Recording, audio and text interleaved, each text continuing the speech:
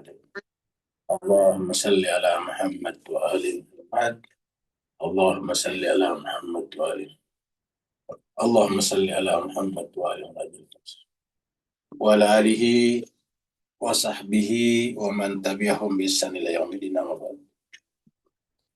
Masyiral muslimin rahimakumullah, kita bersyukur bersua dalam keadaan sehat walafiat untuk meneruskan pembahasan filsafat atau hikmah kita. Kita sudah berbicara tentang wujud, pembahasan inti daripada mula sadra. Mari kita masuk ke skrip.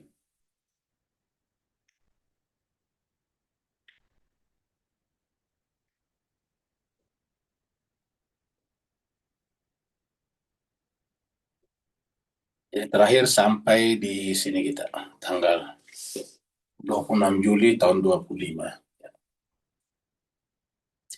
Ya, kalau kita review sedikit dari sini dikatakan dalam keadaan ini akar atau kun wujud sebagaimana yang disebut oleh Sabziwari dalam syair yang dikutipkan sebelumnya akan tetap menjadi hal paling tersembunyi dari segala sesuatu.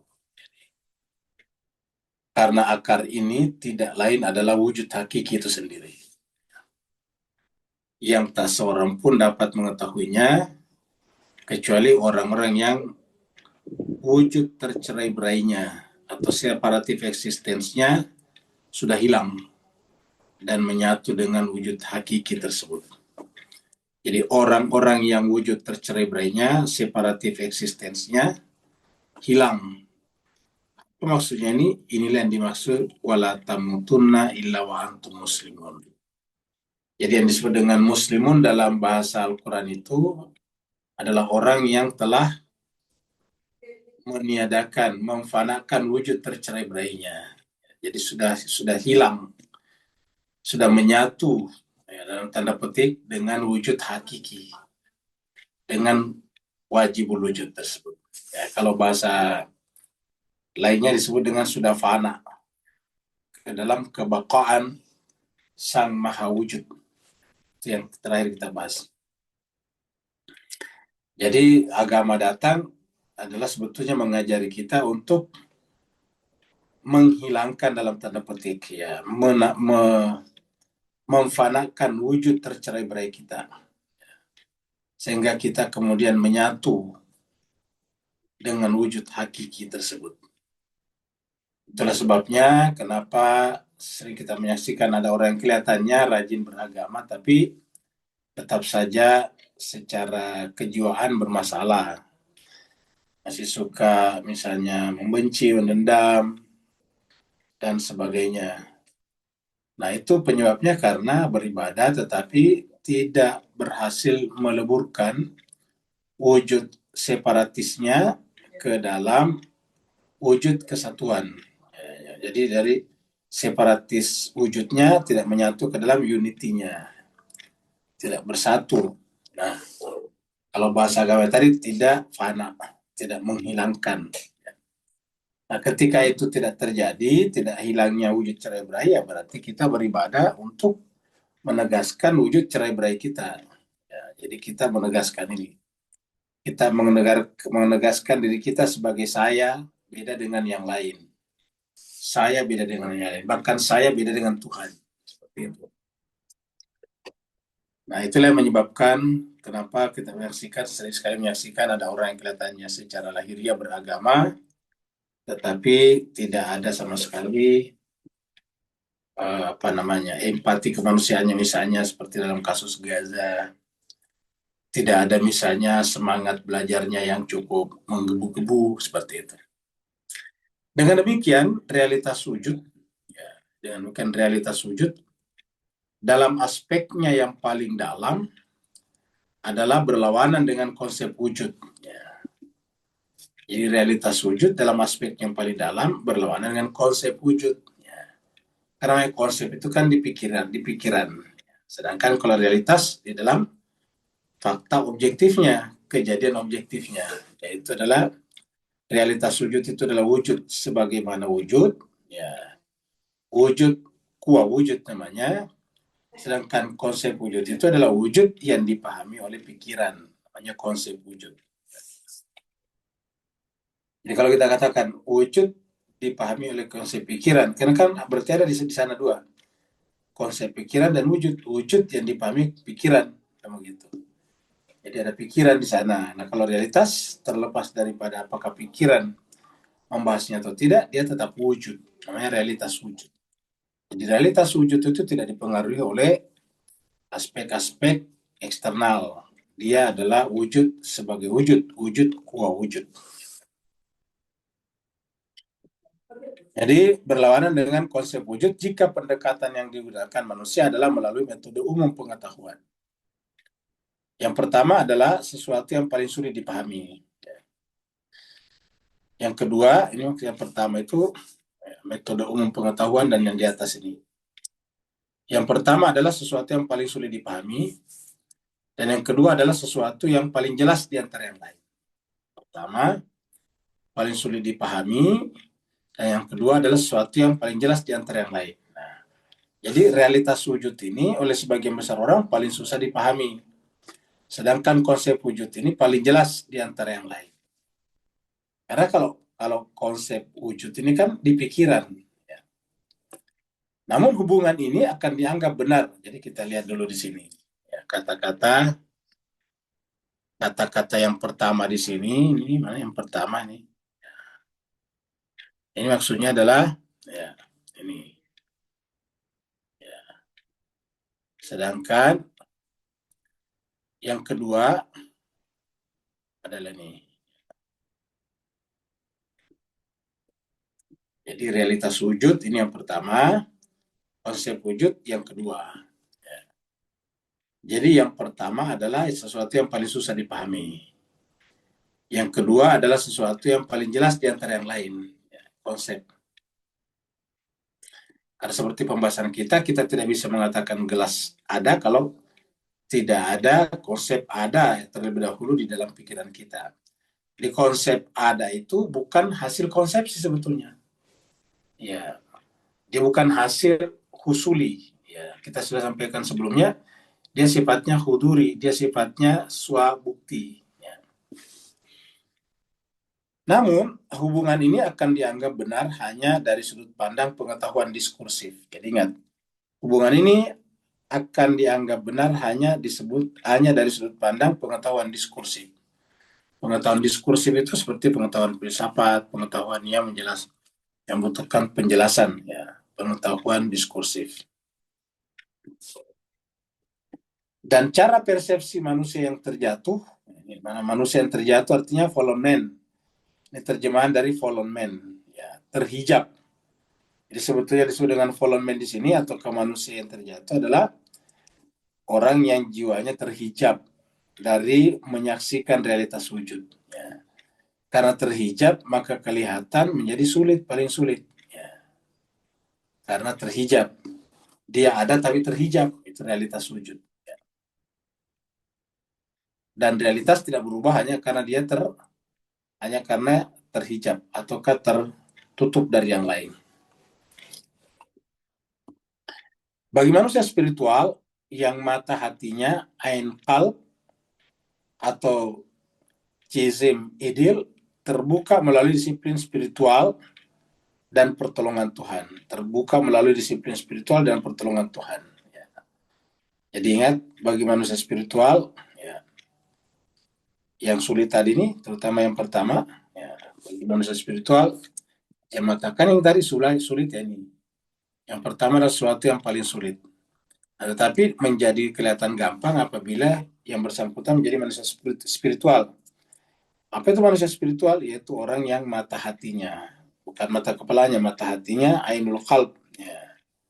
Jadi ainul qalb terbuka melalui disiplin spiritual dan pertolongan Tuhan. Jadi terbuka artinya tersingkap ya melalui disiplin spiritual, misalnya riyadhah dan sebagainya, dan pertolongan Tuhan. Ya, terbuka melalui disiplin spiritual. Jadi yang pertama dulu adalah ini. Ya. Jadi yang pertama, ya. Dan ini yang kedua. Ya. Nah, jadi yang pertama disiplin spiritual, yaitu membersihkan jiwa, menghilangkan berbagai macam rejes, kotoran-kotoran. Baru setelah itu kemudian ya Tuhan menolongnya. Karena ayatnya mengatakan intan surullah yansurkum. Jika engkau menolong Allah, Allah menolong kamu. Nah, jadi kita menolong Allah itu dengan cara melakukan disiplin spiritual, baru kemudian Allah menolong kita. Intan surullah yansurkum. Jadi bagi manusia spiritual yang mata hatinya terbuka melalui disiplin spiritual dan pertolongan Tuhan, segala sesuatu yang paling pasti dan paling jelas justru adalah akar realitas wujudnya. Jadi segala sesuatu ini bagi yang sudah terbuka tadi dengan melalui disiplin spiritual dan pertolongan Tuhan, maka bagi mereka ke segala sesuatu yang paling pasti dan paling jelas justru adalah akar realitas wujud. Jadi yang paling jelas justru adalah akar realitas wujud yang menjadi sumber dan asal segala sesuatu. Yang menjadi sumber dan asal segala sesuatu. Jadi berdasarkan ini justru yang paling jelas. Ya.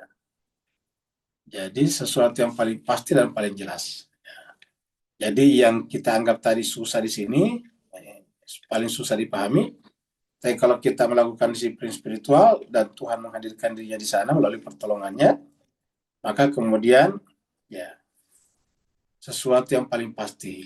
Dia menjadi mudah karena menjadi sesuatu yang paling pasti dan paling jelas. Ya. Justru adalah akar realitas. Ya, jadi yang paling pasti dan paling jelas itu adalah ketika sesuatu itu menjadi akar realitas wujud. Akar realitas wujud. Yang menjadi sumber dan asal segala sesuatu.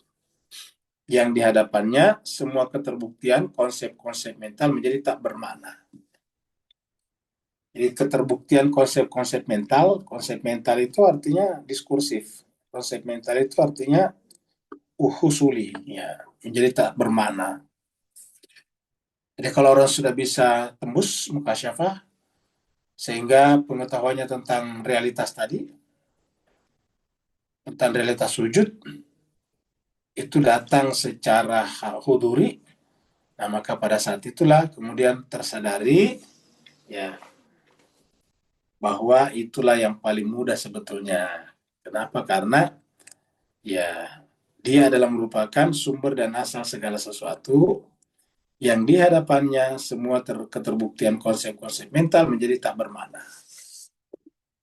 Tidak bermakna artinya bahwa selama ini pengetahuan diskursif kita menjadi tidak bermakna ketika sampai di ujung. Tapi ingat, pada saat belum sampai ke sana pengetahuan diskursif penting. Ya.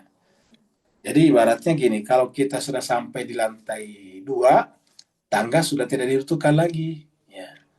Karena tangga itu dibutuhkan untuk sampai ke lantai 2. Dan begitu kita sampai ke lantai 2 ya, tangga tidak dibutuhkan lagi. Seperti itu.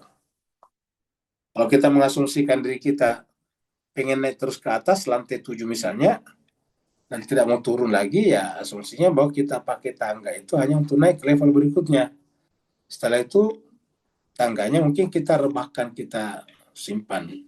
Kita tidak pakai lagi. Kenapa? Karena kita sudah sampai di atas. Nah, kecuali kalau orang tangga rumah, tidak boleh dibuang, tidak boleh direbahkan. Kenapa? Karena selalu dibutuhkan, karena orang kan naik turun. Tapi kalau dalam pengertian spiritual, ya kita kan asumsinya bergerak ke atas terus. Ya. Sehingga tangga-tangga itu setelah dipakai tidak dibutuhkan lagi. Nah, tangga-tangga itu kita samakan dengan istilah ilmu husuli tadi. Ya. Setelah sampai di atas, itu kita samakan dengan ilmu huduri. Jadi ilmu husul itu adalah ilmu yang berkaitan dengan konsep-konsep mental. Keterbuktian konsep-konsep mental.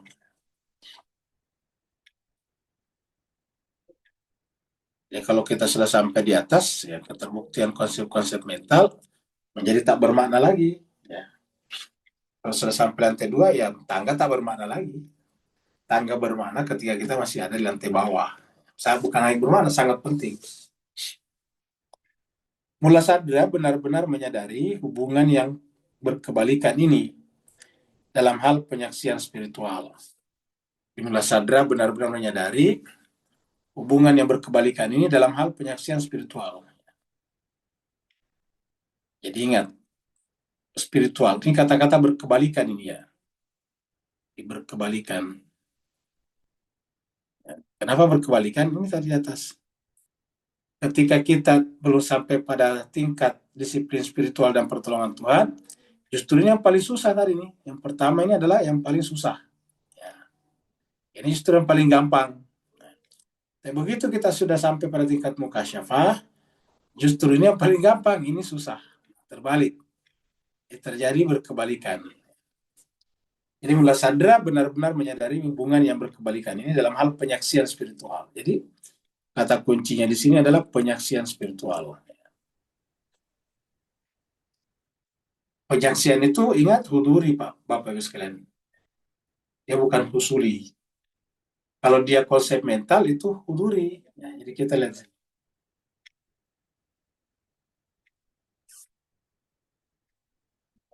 Ya, jadi kita ada dua.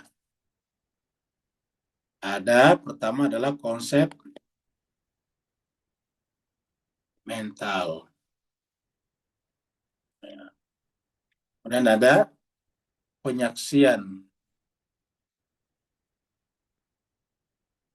spiritual. Ya. Kalau yang ini di atas ini konsep mental berkaitan dengan ilmu husuli. Ini adalah ilmu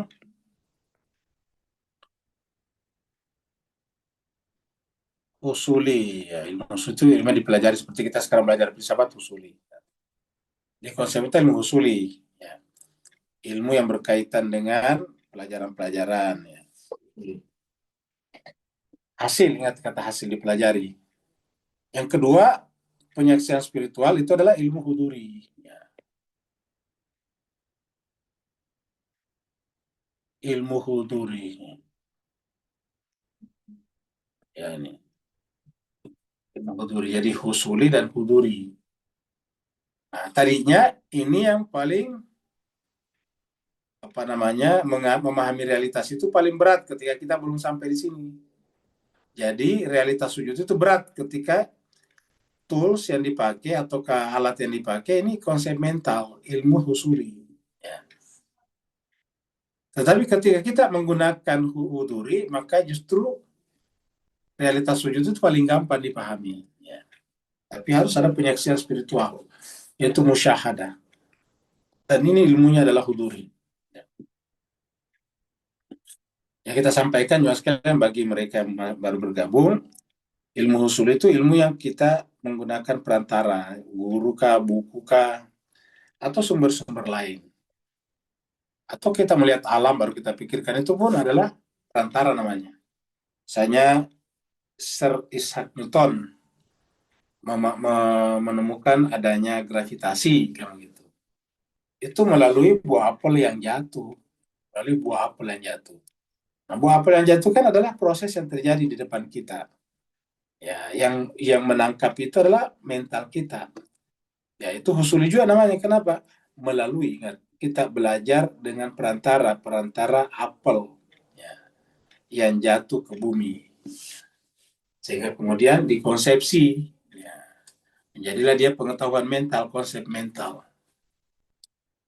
Nah, tetapi kalau penyaksian spiritual tidak dikonsepsi seperti itu. Dia hadir begitu saja. Namanya saja ilmu huduri. Ya.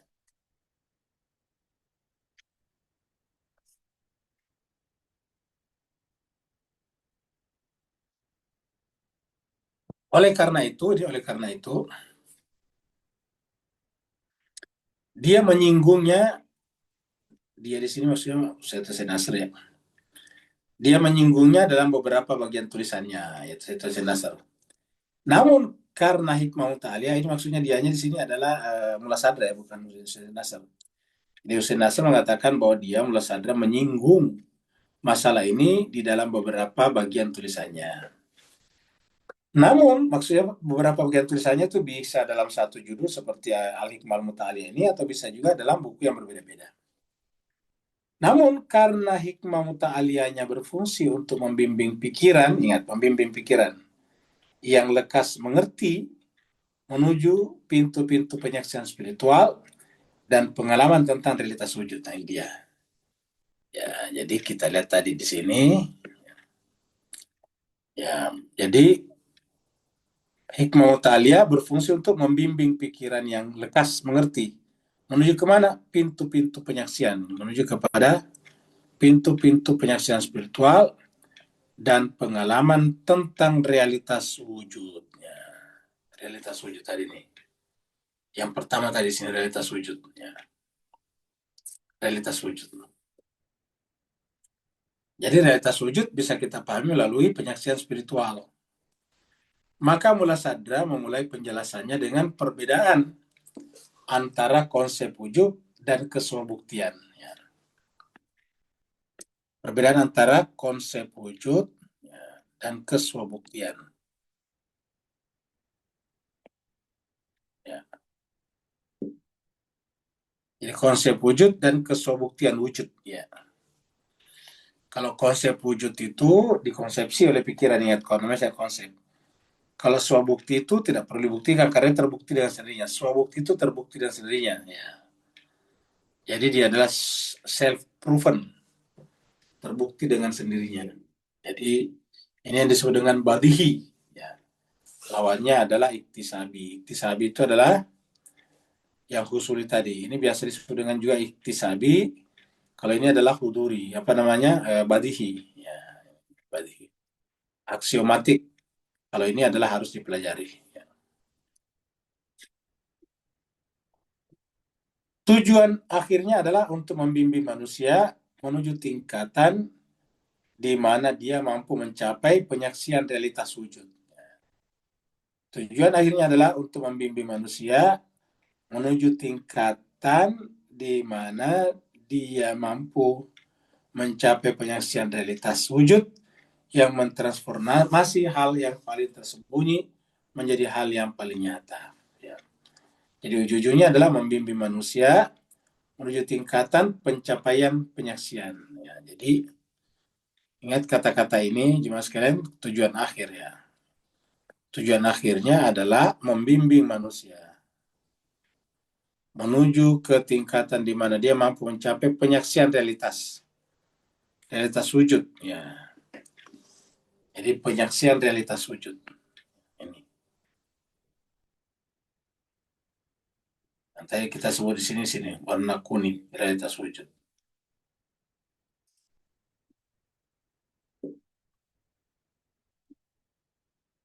Kita ulangi, tujuan akhirnya adalah untuk membimbing manusia menuju tingkatan di mana dia mampu mencapai penyaksian. Ingat, penyaksian itu musyahadah realitas wujud, musyahadah realitas wujud yang mentransformasi hal yang paling tersembunyi menjadi hal yang paling nyata. Jadi kalau sudah tersingkap, tapi ingat ketersingkapan bisa dicapai melalui latihan-latihan spiritual, riadah, yang mentransformasi hal yang paling tersembunyi menjadi hal yang paling nyata. Dan hal yang nyata menjadi bayangan samar yang muncul pertama kali sebagai wujud yang paling tersembunyi dan tidak dapat diketahui. Jadi dan hal yang nyata menjadi bayangan samar yang muncul pertama kali sebagai wujud yang paling tersembunyi dan tidak dapat diketahui. Ya, jadi inilah apa namanya manfaat daripada buku ini. Itu tadi kata-kata di sini adalah membimbing. Ya. Tadi membimbing pikiran. Kata membimbing pikiran itu sesuai dengan namanya, ya, al-aqliyah. Jadi kalau kita lihat sini, ya, kalau kita lihat di sini,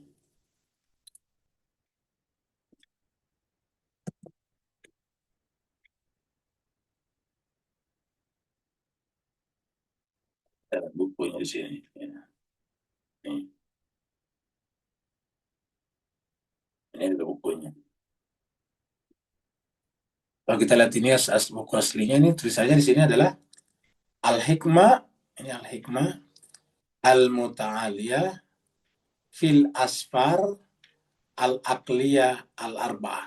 Nah, jadi penekanannya di sini kalau kita lihat yang kalimat pertama di atas ini adalah Al-Hikmah Al-Muta'aliyah. Kita sebut saja dengan teosofi transenden. Teosofi transenden, itu kan begitu terjemahnya. Jadi Al-Hikmah ini kita terjemahkan dengan teosofi, Al-muta'ali artinya transenden.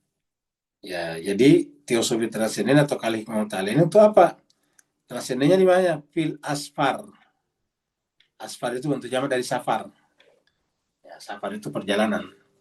Dalam perjalanan akal yang empat. Ya, perjalanan empat dari akal bisa seperti itu.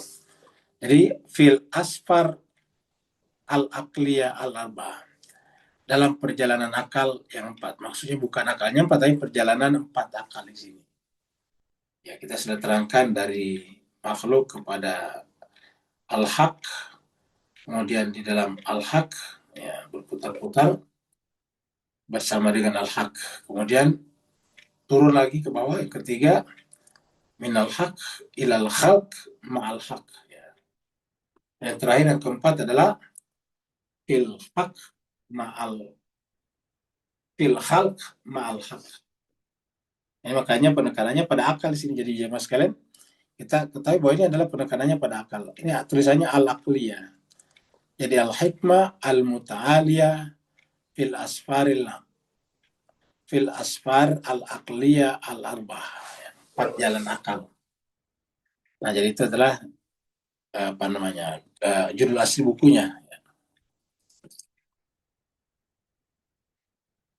Ia mentransformasi hal yang paling tersembunyi menjadi hal yang paling nyata. Jadi tadinya sebelum kita mencapai mukasyafah itu paling tersembunyi.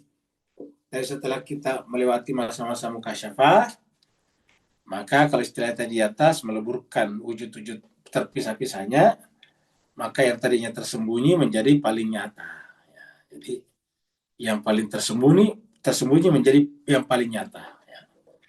Jadi mentransformasikan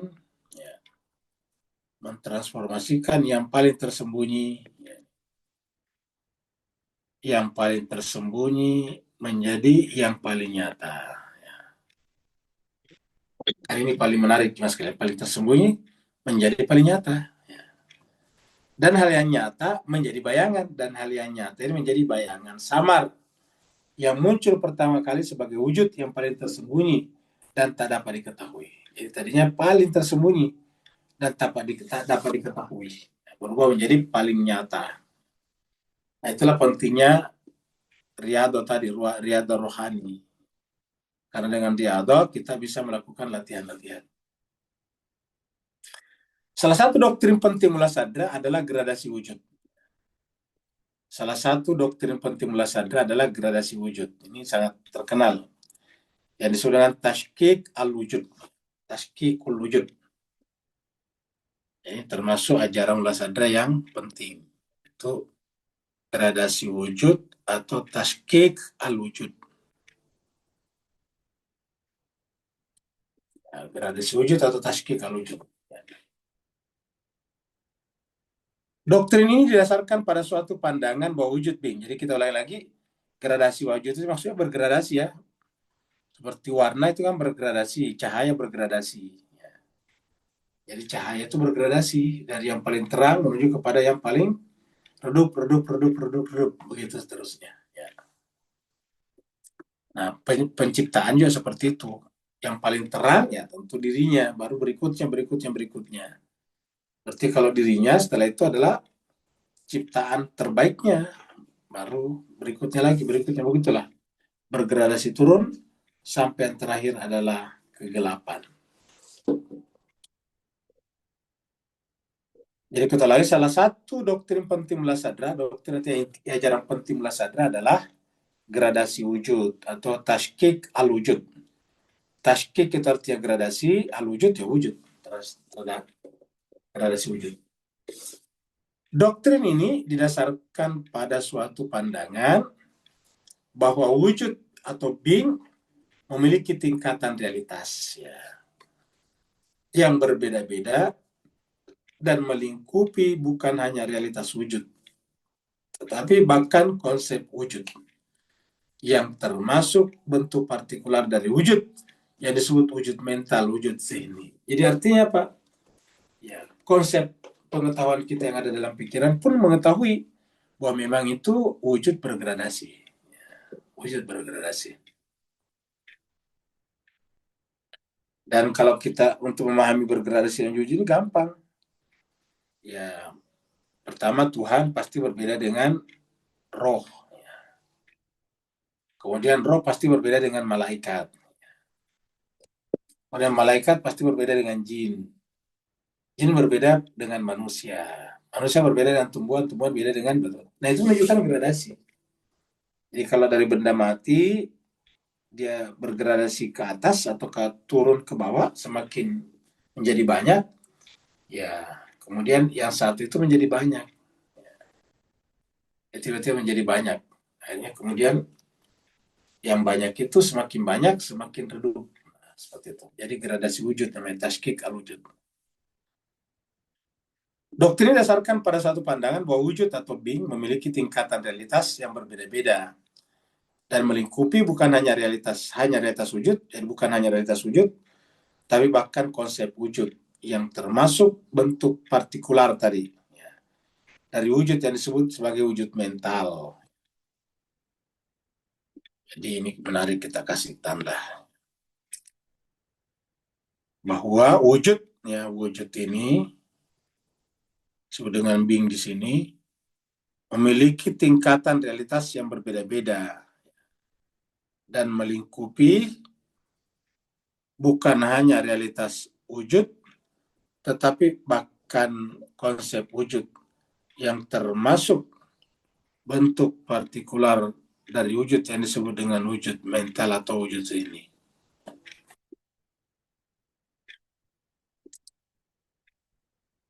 Jadi kita ulangi lagi supaya bisa lebih dalam ya. Doktrin Sadra ini tashkikul wujud didasarkan pada suatu pandangan konsep bahwa wujud atau kabing memiliki tingkatan realitas yang berbeda-beda. Artinya bahwa wujud memiliki tingkatan realitas tidak perlu dipertanyakan, semua orang tahu, bergradasi. Seperti yang kita contohkan tadi, benda mati dan tumbuhan pasti berbeda. Tumbuhan dengan hewan pasti berbeda. Hewan dengan manusia pasti berbeda. Manusia dan malaikat pasti berbeda. Ya. Malaikat dengan Tuhan lalu berbeda lagi. Jadi ada perbedaan. Dan itu nanti bergradasi ke bawah, semakin banyak. Ya. Makanya kalau kita yang paling dekat kepada Allah itu katakanlah roh, dan menggunakan kata ruhi. Itu dalam Al-Quran juga disebut cuma satu, tunggal. Ya, dalam Al-Quran itu nggak ada kata arwah. Yang ada adalah ruh saja.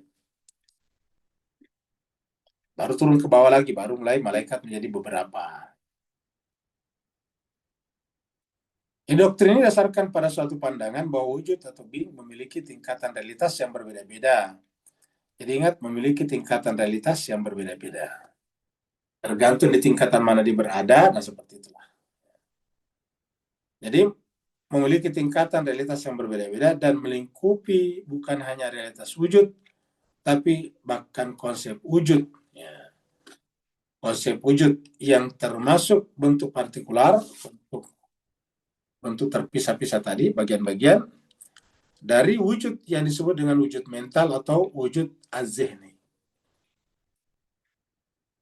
Jadi kalau wujudnya di luar sana realitas, ya tingkatan realitas, ya tentu tidak ada dalam diri. Ketika ada dalam diri namanya wujud mental, wujud zihni. Di dalam penjelasan Mullasadra, doktrin gradasi wujud yang terbentang dari wujud hakiki, pure being, ke materia prima, materi pertama, menjadi ciri khusus transformasi besar dalam filsafat Islam. Ini menjadi ciri khusus transformasi besar dalam filsafat Islam. Apa yaitu materi pertama? Jadi pergeseran wujud hakiki kemudian menjadi wujud pertama, ya sebelum kita diciptakan di muka bumi ini, menjadi ciri khusus transformasi besar dalam filsafat Islam. Ada transformasi besarnya itu adalah pembahasan tentang teori tashkik al-wujud ini. Kendati pun doktrin tersebut berhubungan dengan doktrin-doktrin universal, seperti rantai besar wujud. Ditemukan dalam berbagai tradisi periode klasik maupun periode pertengahan. Khususnya dalam konsep gradasi cahaya yang dijelaskan oleh Suhrawardi. Suhrawardi ini adalah seorang filosof Islam juga. Suhrawardi. Dia adalah pelopor daripada pemancaran iluminasi, ya, pemancaran cahaya.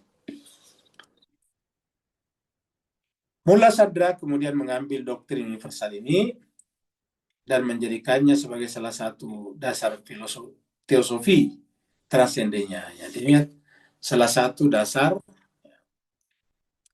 salah satu dasar daripada teori transenden.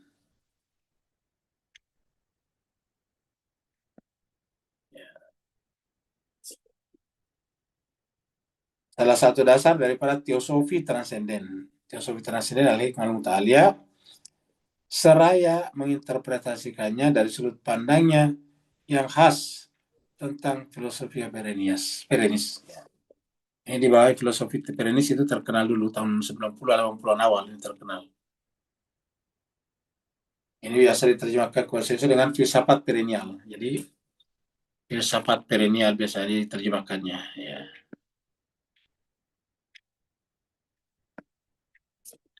Perennial, ya gitu. Nah, filsafat perennial ini adalah filsafat yang pertemukan seluruh kepentingan manusia. Apapun agama dan kepercayaannya, selama dia percaya kepada perennialitas, ya, maka dia bisa benar, ya, walaupun berbeda dengan kita dari sisi agama.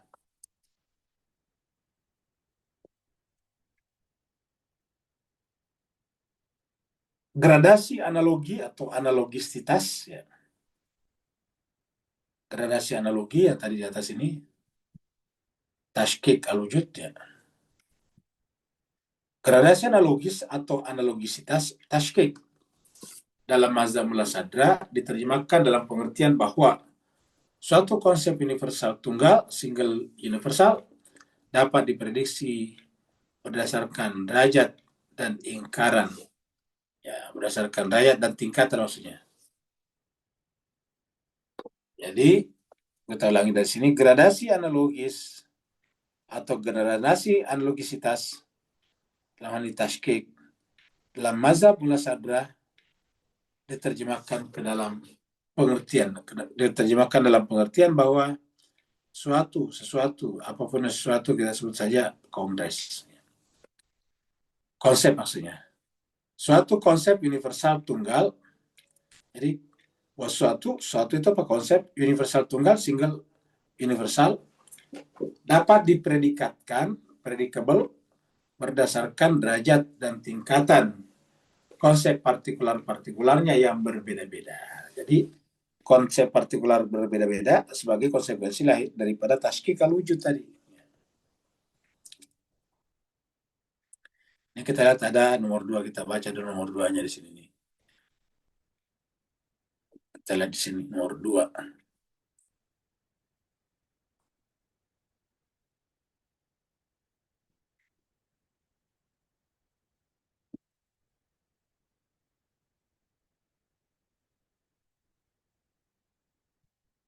Nomornya 22. Nah, berarti kita sudah pindah ke sini. Nah, dia tentang tasykik, membahas lebih dalam tentang tasykik. Mullah Sadra mengatakan, lihat buku Mullah Sadra itu Asfar tadi, ya, Safar pertama. Jadi ini adalah bukunya tadi, ini ada 9 jilid. Di buku pertama atau jilid pertama itulah dibicarakan yang dibicarakan juga di sini, ya, tentang tasykik. Lihat Asfar atau Safar pertama sebagai volume pertama dalam hal ini 423 halaman. Jadi juga lihat Isusu, The Concept and Reality of Existence. Jadi konsep dan realitas existence. Ini terbitnya di Tokyo tahun 2001, jauh sebelum revolusi. Dalam penjelasannya yang sangat mendalam tentang tasykik, M. Ilahi Kumsyai mengatakan pengertian tasykik terrealisasi manakala suatu perkebunan maka suatu kebenaran bukan perkebunan.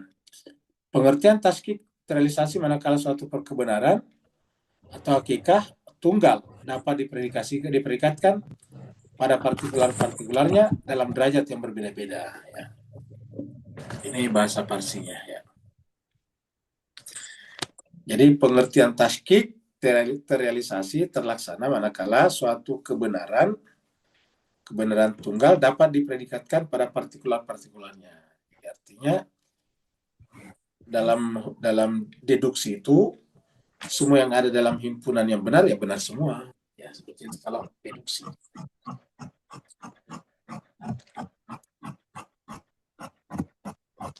Contoh yang sering digunakan dalam hal ini adalah cahaya yang dapat dipredikatkan dengan sesuatu yang lain, seperti cahaya matahari. Nah, ingat, contoh yang sering digunakan dalam hal ini bagus Bapak Ibu sekalian ya.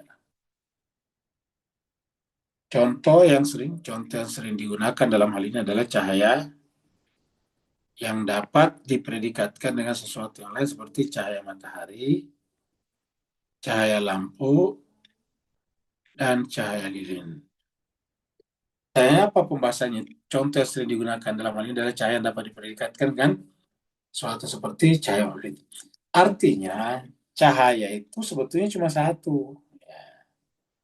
Kalau kita katakan cahaya matahari ini adalah separatis ya, wujud ya, yang terpisah-pisah. Ya karena kan ini cahaya matahari, cahayanya bulan, cahayanya bintang, cahayanya api yang kita nyalakan di kompor, begitu dan seterusnya. Padahal hakikatnya itu kata cahaya itu satu sebetulnya. Seakan-akan terpartikularisasi berdasarkan objek yang ditabraknya. Ya, sehingga kemudian lahirlah partikularisasi. Seakan-akan cahaya itu terbagi-bagi. Ada cahaya rembulan, ada cahaya macam-macam. Ya, seperti itu. Bahkan terakhir nanti ada cahaya matahari, ya, cahaya lampu, dan cahaya lilin.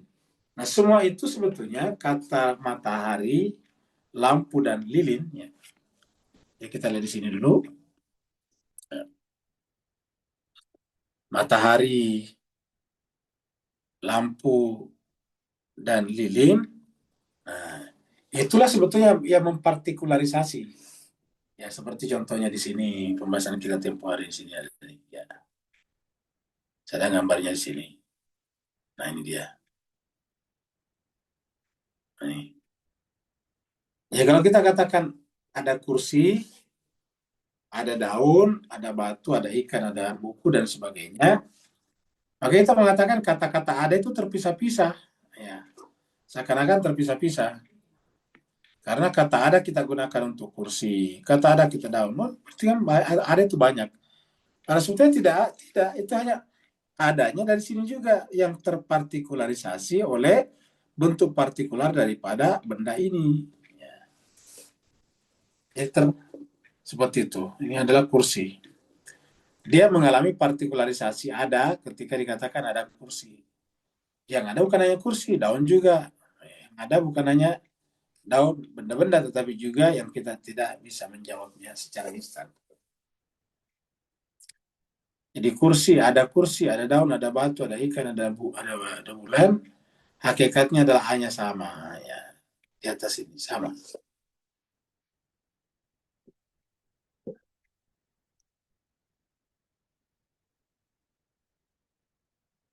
Memang setiap contoh ini ya cahaya kita sudah tadi partikularnya. Jadi partikularnya adalah ini. Ya, ini adalah kita sebut dengan bentuk partikular ya. Bentuk ini adalah bentuk partikular.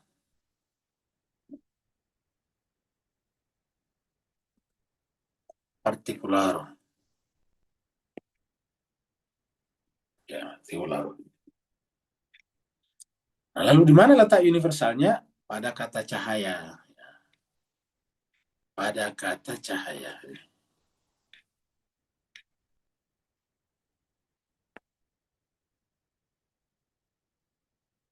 Tiga. Matahari, lilin, dan lampu memang berbeda. Tapi cahaya yang ada di sini, itu juga yang kita masukkan di depan kata lilin. Itu juga yang kita masukkan ke depan pintu lampu. Jadi itu juga. Dengan demikian cahaya-cahaya di sini sama, itu juga. Yang berbeda benar ini ada matahari, ada lilin, dan ada lampu. Kalau matahari dan lilin pasti berbeda. Memang setiap contoh ini berhubungan dengan cahaya, tetapi ketiganya memiliki identitas cahaya yang berbeda. Betapapun demikian, betapapun demikian, jika kita merenungkan konsep gradasi, gradasi itu berubah sedikit demi sedikit, ya konsep gradasi analogis yang akan kita jelaskan lebih detail, ternyata bukan ada satu, tetapi dua jenis gradasi. Jadi ada dua jenis gradasi. Pertama adalah gradasi partikular atau tashkik al-khasi. Khas itu khas partikular. Jadi apa yang menyebabkan perbedaan? Mabihi al-ikhtilaf. Menyebabkan perbedaan. Maksudnya perbedaan antara lilin berbeda dengan lampu. Ya, berbeda dengan matahari.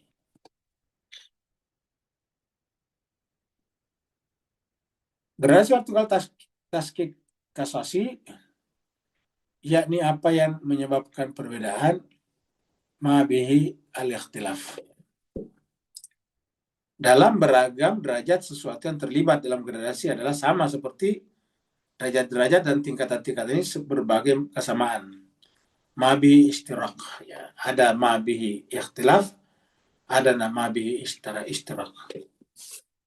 Contohnya adalah angka-angka atau cahaya. Angka 2 atau angka 3 adalah tingkatan dari angka universal. Dalam hal ini, dalam contoh ini, apa yang dimiliki angka 2 dan juga dimiliki oleh angka 3 adalah keangkuhan. Ya, keangkuhan itu keakuan. Ya. Tetapi yang membedakan keduanya juga adalah keangkasaan itu sendiri. Jadi bisa kita lihat perbedaannya dari keangkaannya. Ya. Hal yang sama juga berlaku pada cahaya. Kedua adalah gradasi umum atau tashkik al-ami. Jadi tadi yang pertama.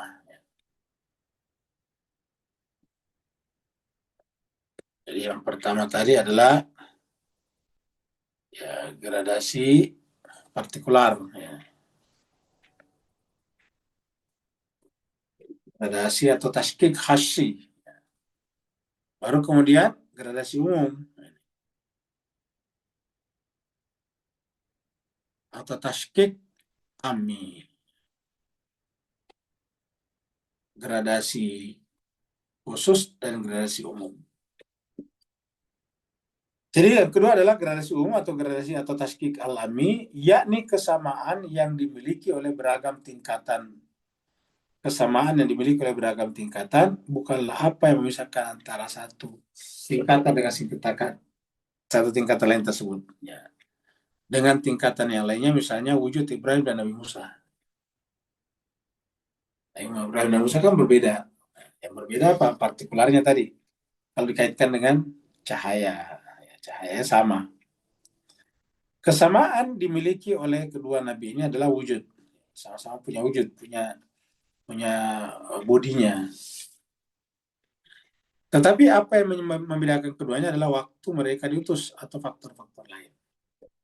Jadi yang membedakan keduanya adalah waktu mereka diutus. Tentu di sini Nabi Ibrahim jauh lebih tua daripada Nabi Musa.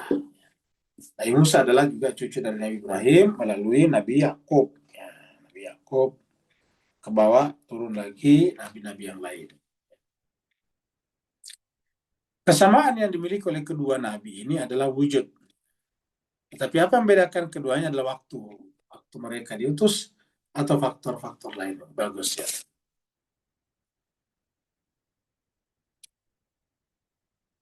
Jadi kita lihat di sini. Kesamaan yang dimiliki oleh kedua nabi ini adalah wujud. Tetapi apa yang membedakan keduanya adalah waktu mereka diutus ataupun mengutus faktor-faktor lain. Jadi jemaah sekalian, saya kira inilah pembahasan kita pada kesempatan petang hari ini. Hari ini adalah tanggal 2 ya.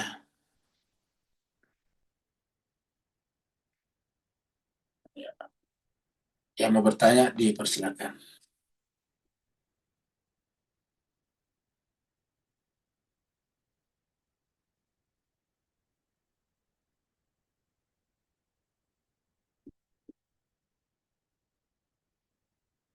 Kalau tidak ada, berarti kita akhiri sampai di sini. Terima kasih banyak atas perhatian Bapak Ibu sekalian.